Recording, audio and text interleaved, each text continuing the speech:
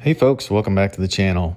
So we're back on the Tele project and this is part 3. I never expected it to go this long, but here we are today, and I know it's been a while, so I apologize for that. You'll notice it's much less complete than the last time we met, and I had to do that because, as I told you, I've never cut a pickguard before.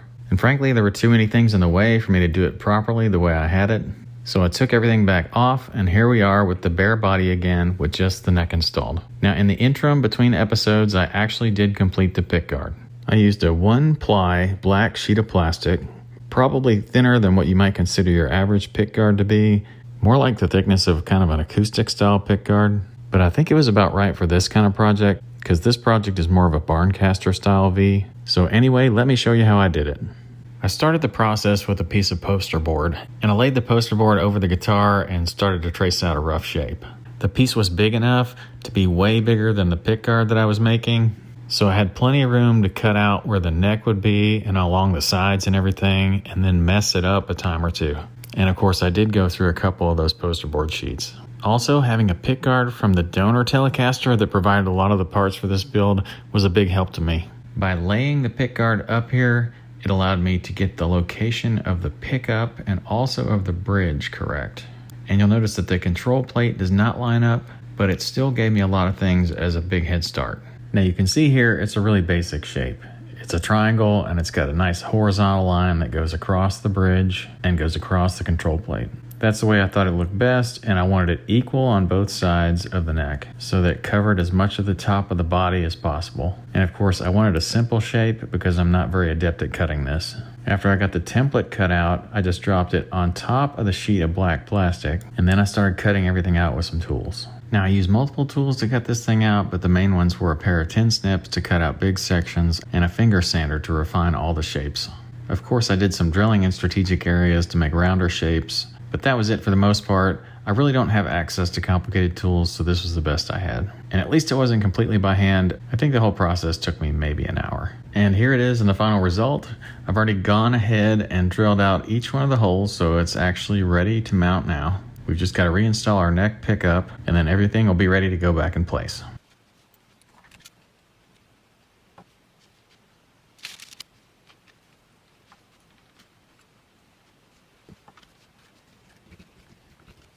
Alright, that looks pretty good. We're going to go ahead and mount the pickguard now. I've got all the holes drilled out, and I've also countersunk each one of the holes so that the oval head screws will drop into them much more neatly.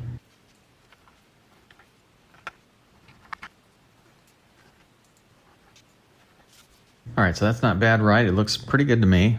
And I actually like it better than the pickguard that came with this body originally. So it's not something I plan to do, but I definitely like it better in the end. And since we're working backwards from last time, let's go ahead and mount the bridge again.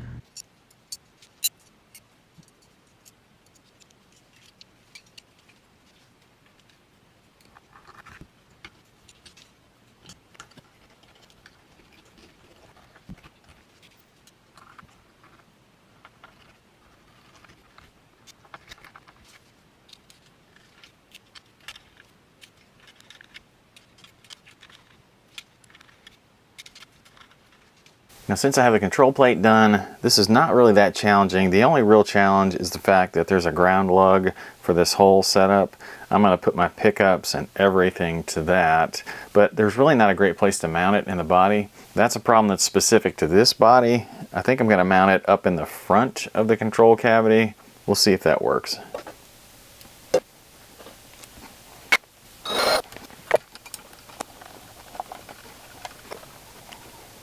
Alright, I think that's going to work. Now I need to wire in my pickups and my jack.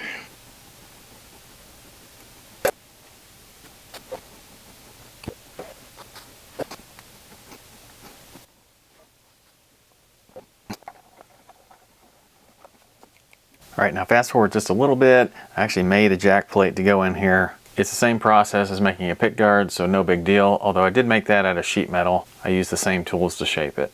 I should also mention, I guess, that some of the pickguard shaping, some of the shaping like for something like that, it'll require files and sandpaper and other things that I really didn't talk about, but that's just like really basic stuff. The only other piece of hardware that needs to go on this thing are the string ferrules, so let's go ahead and put strings in this thing and I'll install the ferrules at the same time.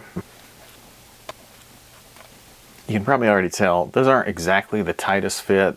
That's just a function of this being a pine body, and also there not being much of a finish on it. Sometimes on a tougher wood and a lot of paint, you got to really push those things in there, but these just drop right in place.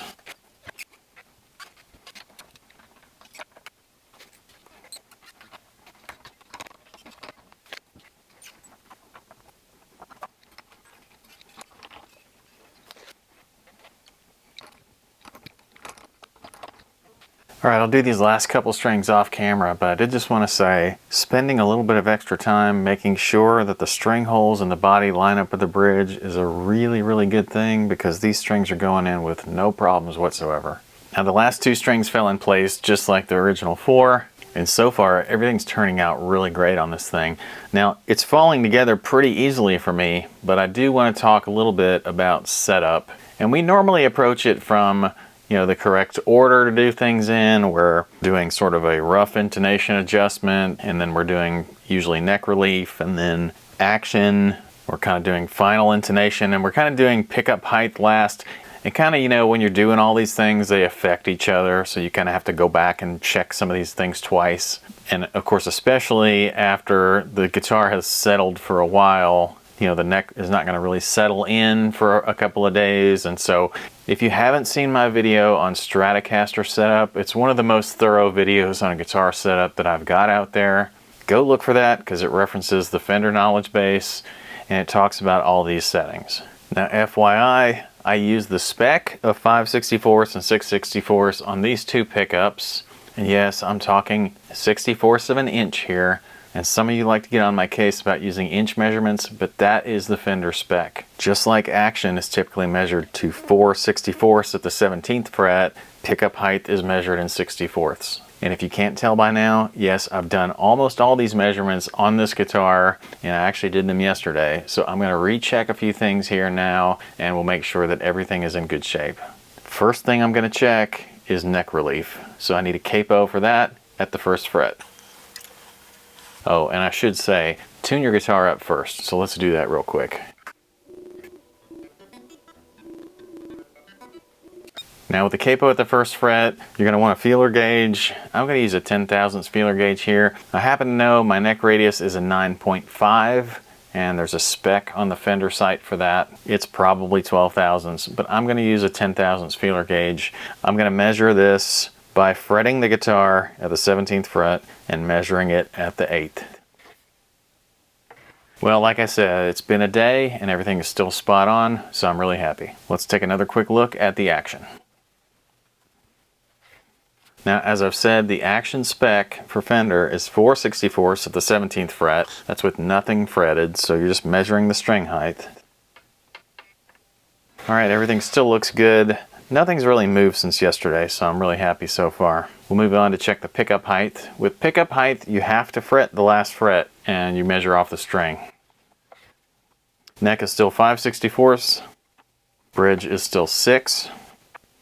Yeah, so everything looks good there. And the intonation, I'm not even going to bother, but I tell you, it won't have moved from yesterday based on all these other specs not moving. But again, how you check that, you tune the harmonic at the 12th fret, and you play the note at the 12th fret. And if the 12th fret played note is sharp of the harmonic, I would tighten the screw. If it's flat of the harmonic, I would loosen the screw until they match. And of course, after every adjustment, you have to tune again. Okay, so before we wrap, I want to give you a couple of things. I'm not sure I ever gave you the TBX tone control wiring, so I'll take a picture of that. It's actually the diagram from Fender, so you might find that useful. And I'll also do a scan and a couple pictures of the front of the guitar, one of the back of the guitar, and kind of just a sweeping full motion of the whole thing up and down. And hopefully that gives you some sense of what this guitar looks like. It's actually really cool. And of course, what does it sound like? Well, it sounds like a Mexican Telecaster, to be honest. So nothing revolutionary, but I wasn't really going for revolutionary. I was going for the look.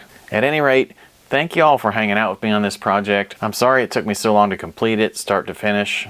I am really busy at my day job these days, and so it might take me a little bit longer to get some videos out right now. Hopefully when things slow down and it gets colder outside and I'm stuck indoors a little bit more, I'll get you guys a lot more videos. At any rate, thank you all to the subscribers. I appreciate you guys who like and comment on my videos. That really helps me out. I really appreciate you all that are using the Amazon links. That helps support me. You'll find those in the description in the form of links to all the parts that are in the episodes.